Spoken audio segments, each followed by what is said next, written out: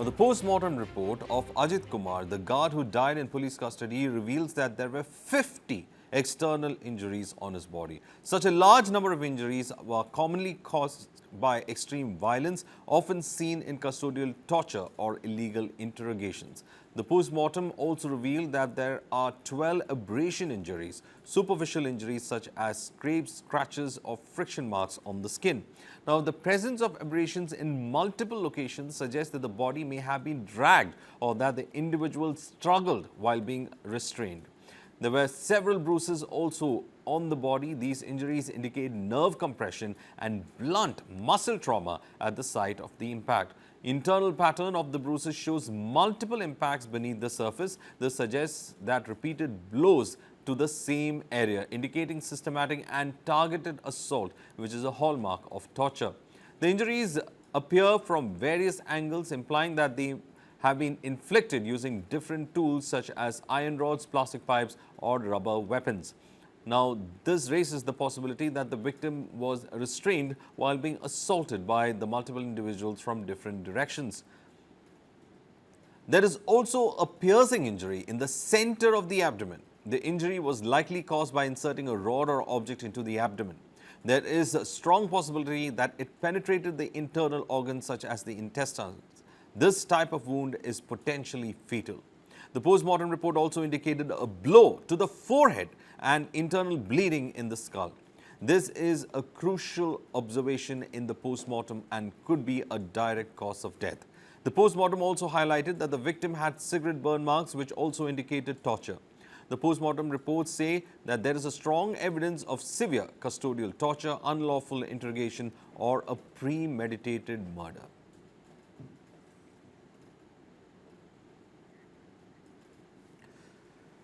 This is the crucial findings that is there. Those who are joining us, the post-mortem report of Ajith Kumar, who was in custodial of the Tamil Nadu police, in fact, showed that the person had suffered severe injuries. Now, these injuries included cigarette burns on his skin. There was also fracture to his skull, and also an object was in fact pierced into his abdomen. The report says that his intestines and internal organs were also affected. And here we can see that the policeman had in fact on multiple occasions taken him from the police station and taken him to different sites. It is suspected that at these sites that the torture had taken place. The nature of the torture just shows how much Ajith Kumar in fact suffered when it comes to this particular aspect of how he was treated in the custody of the police. Some of the crucial injuries that have been highlighted speaks about an injury to his skull which has resulted in bleeding, internal problems associated with it. Then there is a report that in fact says that the internal organs were in fact affected. The internal organs were affected because it is suspected that an object was used to pierce the abdomen. The intestines are said to have been have injuries because of this rod or any other blunt object that was in fact pierced through the abdomen. Now, this also is said to be a fatal injury and could be one of the causes for his death. There is also reports saying that the person was tied up. There have been several abrasions on the skin which appear on the body of a person who's been tied up and who struggled after he was being beaten up. This struggle injuries in fact show that the person was restrained and had suffered as he was being beaten up, and this also shows that there was an intended effort to torture Ajith Kumar. Also, when we look at the post-mortem report, it also highlights several aspects of those injuries as well. One crucial injury that we've been saying again and again is that there's a piercing injury in the center of the abdomen. The injury is likely been caused by inserting a rod or object into the abdomen. Now, this is a strong possibility that it penetrated the internal organs such as the intestines.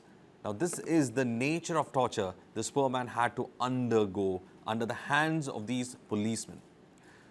Also, he's received injuries to his skull, and this has led to internal bleeding as well. And he was subjected, on his skin there are burn marks, and he was subjected to lit cigarette being pressed on his skin. It doesn't end there. There are also several abrasions that have also appeared that show that he was in fact struggling as he was being restrained. So all this point to a premeditated murder is what that particular report says. My colleague Teojakshi in fact joins us. Teojakshi, a lot of evidence pointing from the post-mortem report alone that Ajith Kumar was tortured. There is no doubt that he was not tortured. He was in fact tortured, and tortured brutally by this group of policemen. Well, yes, Varghese, the autopsy conducted at the government Rajaji Hospital in Madurai on June 9 detailed an approximately 50 external injuries on Ajith Kumar's body. Of these, 12 abrasions, while the majority were dark red liner and parallel, We contusions have with SG Surya from BJP who is joining us, who is also in fact going to speak on this on the phone line. SG Surya, you heard what we were trying to say. There are 50 injury marks, 3 fatal injury marks that have been reported. There is also evidence that he was subjected to torture.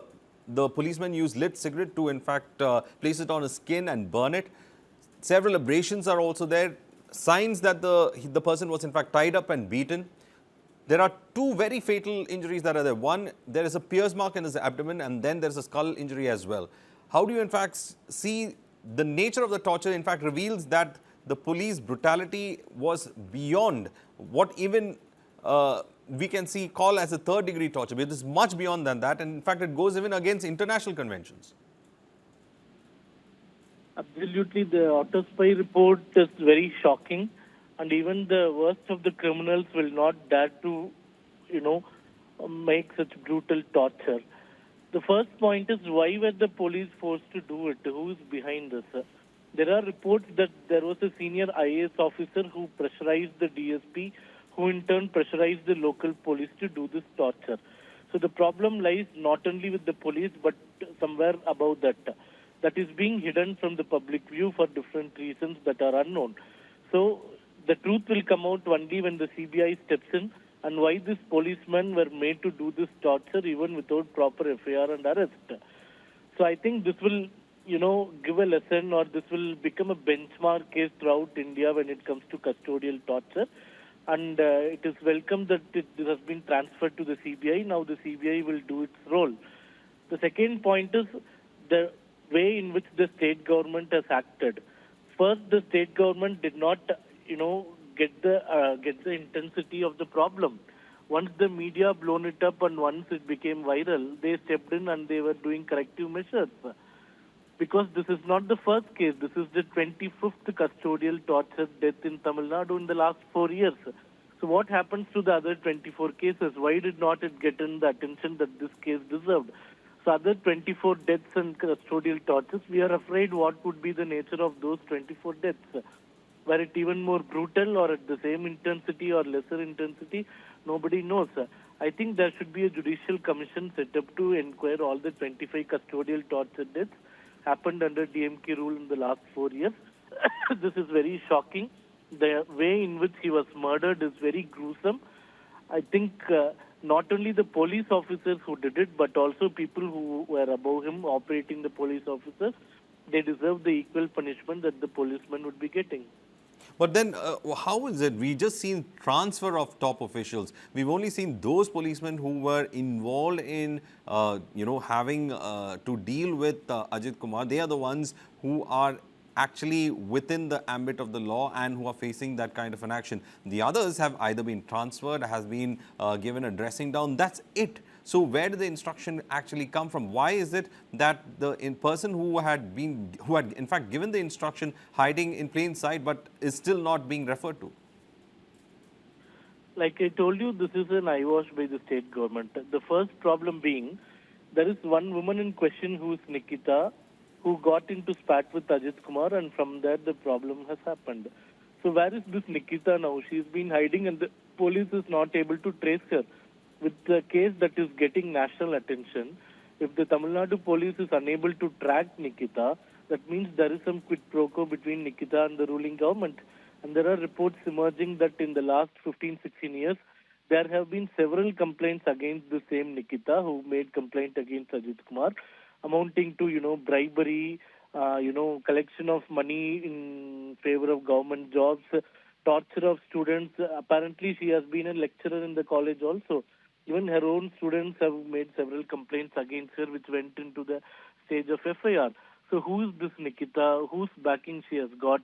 There are news reports that in 2010, when Mr. Stalin was the deputy chief minister, Mr. Stalin's private secretary and Nikita were in collusion to collect money from the innocent people in promise of government jobs. So I definitely think there is something that the state government is hiding till now, and that is why we welcome the CBI inquiry. It is very shocking that the woman who made false complaint against Ajith Kumar Right. is We are still also not joined tracked. in. We are just also joined in by Narayan Tirupati, who's from the BJP as well. Narayan Tirupati, the shocking details of that post-mortem report has come in. 50 injuries are there in total. Two very fatal injuries that have been marked out. One to the skull, one and the abdomen has been pierced. Injuries to the intestines, and also several injuries that point to torture, cigarette butt injuries, abrasions because of being tied up, beaten up on with a blunt object, several skin injuries because of that.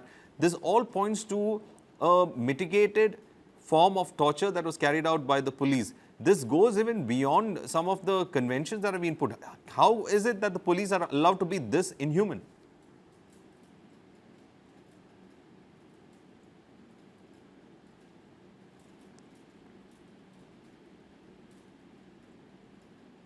Mr. Tirupati, if you can hear me.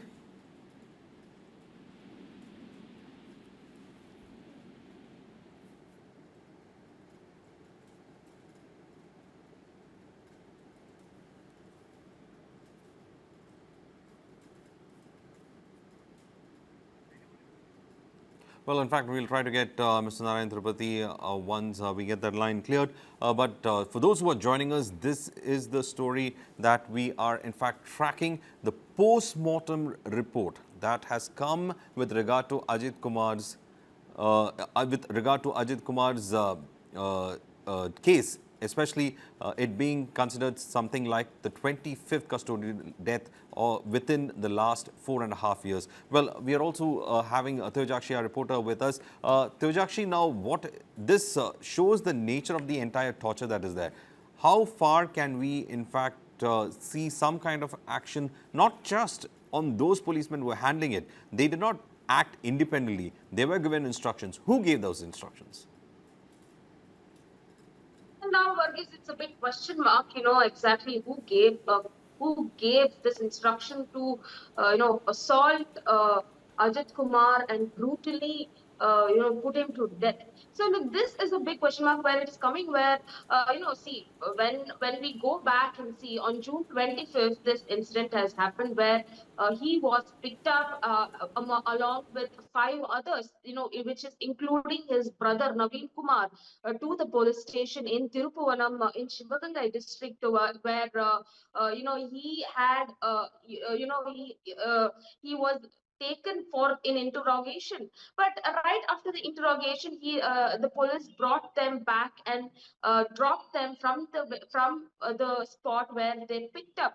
Right, again the next day, again the police came, picked him up, took him to the backside of the temple premises, and they have assaulted him and they have brutally beaten him, and later while they took him to the police station and the when they took him to the hospital in a Tirupuvanam, to a government hospital in via police van, and that's where the doctors declared that he's dead. So now this is the big question mark, that who gave instruction to the police to assault Ajith Kumar to this extent where he loses his life. So now that the latest that's coming in over here, Nitika, who had filed a complaint at Tirupuvaram police station against Ajith Kumar for the suspect of losing her 80 grams gold jewelries which she had kept in her car. That's what she claims. But here that's what it's here the latest that's coming in over here, where Nitika, who was also a fraud, who used to take money from people, seeking, stating that she would get them a government job, and this kind of things are actually coming in. So this is a big question mark. Now the Ajit Kumar case has been moved. The Tamil Nadu government has moved the case to the CBI, and now that we have to wait and see, who is all in, in this link. This is a huge chain link. I can tell you that, where it started, suddenly who all is involved in this, Right, right, case, because as of now the initial right. investigation is underway.